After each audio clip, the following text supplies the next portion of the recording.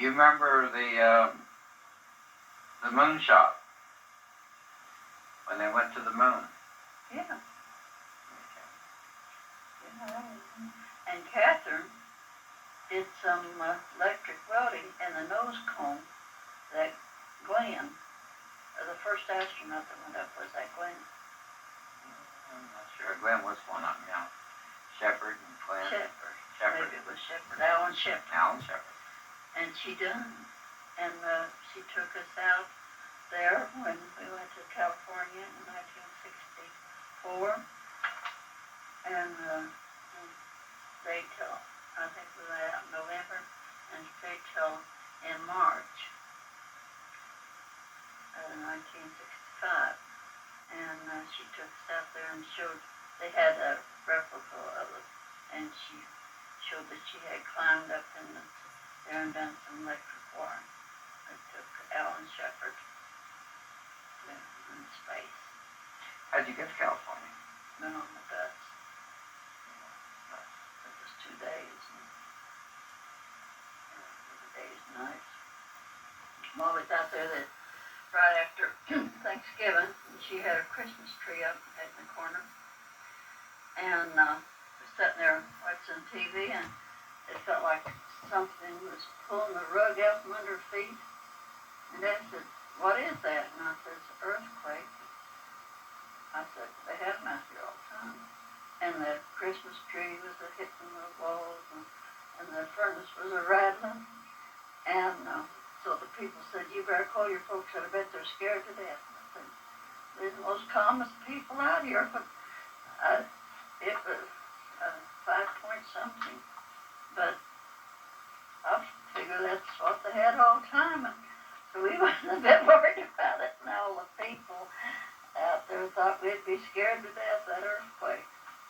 And then I was in another earthquake while I was out there a few years ago, and it was 5.4 or something.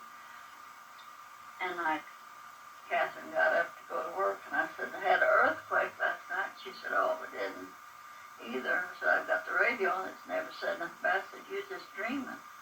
And I said, "Boy, it felt like it turned my bed up on the side, back and forth." And she said, "Well, it's never said nothing about it on the radio." And I said, "The dog just howled and howled." And she said, "Well, if it had an earthquake, it woke Ed or Ed up." So she went back in and come back in. She said, "Well, he's right." She said, "It did have an earthquake." She said, "It's just now the local news come on down about it." So I was in 2 of them out there. I wouldn't live out there. It's not free. Is it that you don't live there, huh? No, on account of the earthquakes, but I guess the tornadoes back here, so one place if you're going to go, you go. Did you ever survive the tornado? Never was in one. Never was in one. But I seen one time when we lived in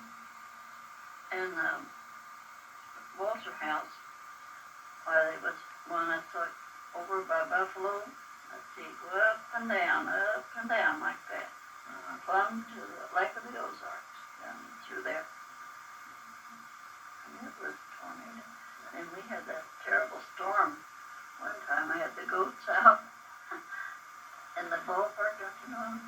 Blew the ballpark over? And Daddy was home and pulled that over and took the porch, top off the porch and everything. He like the neighbor held the front door too. He was home asleep, and I was at the bakery, and I just got back and Gordon Stewart was in there. I got the back door shut before it struck. But that was as near a tornado. They say it was just straight wind, but it really took the ballpark and everything. What was your favorite television shows during the early days television? I don't know. I know the Amos and Andy, but they was on radio. We had radio And we didn't have cell phones until in 54.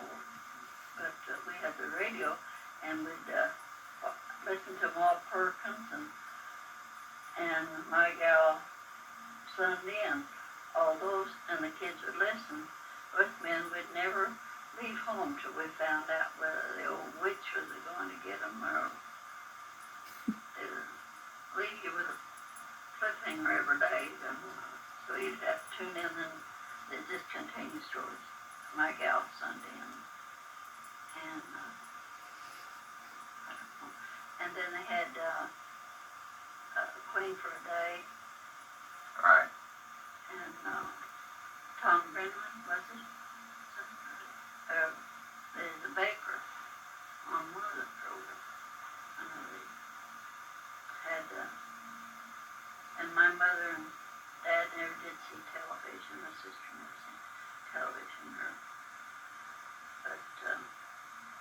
and my sister never heard a radio. Never heard of radio? No, but my folks had a radio.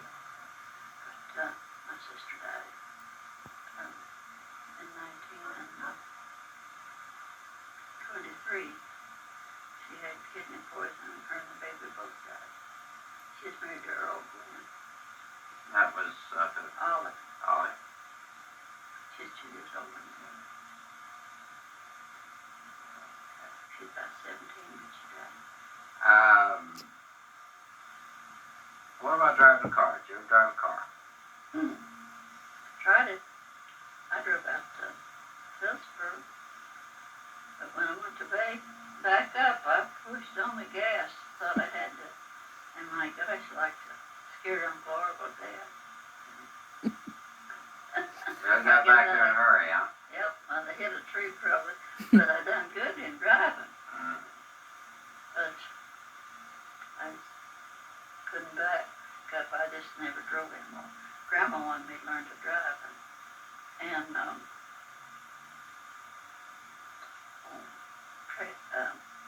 Stacy Hogan come one day and took me from to Conway, and I drove from to Conway. I didn't have a driver's license or anything, but I drove the car.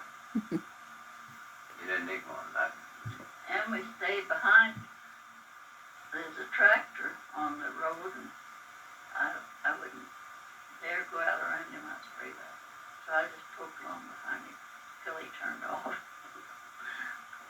I was afraid I'd meet another car coming. They didn't have a bad highway then either. That old narrow 66. Yep.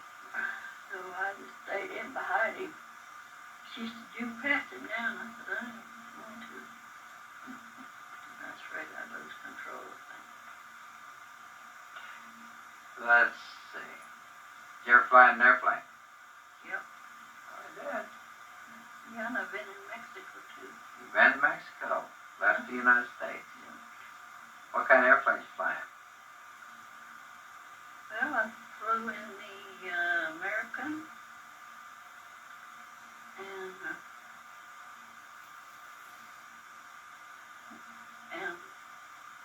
the Delta, I think, the last one. The Delta. These jet airplanes? Yeah, yes, it was. And in St. Louis, when you got in the airplane, we went to St. Louis and got in the airplane. Why, you wouldn't know that, but what, you just walking into another room because you just walked right into the airplane and you was in there. But when we come back, we'd come back to St. Louis the last time. That was 1980, I guess. The tornado had been in Springfield the night before and done a lot of damage, and there was another one flying around there. And we come into St. Louis, and we had our ticket to go to Springfield on Ozark or something. And it was thunder and lightning and raining when we left St. Louis, and I didn't think they would pull out, but they did. And it took so long for us to, I thought we should have been there a long time and go on and you could see the lightning flash underneath you. You didn't know if the plane's on fire or what. And see it striking way over from out the window. And finally he said, we're 150 miles from Springfield. And I thought, well, where in the world we've been? Come find out, we had to go around to Kansas City and back because the storm was coming this way. We had to go around. Gee, that's something that. And Freedom 1 was up there waiting, and they was telling about a tornado being sighted at a certain place there in Springfield. And the night before is when it really wiped the place out.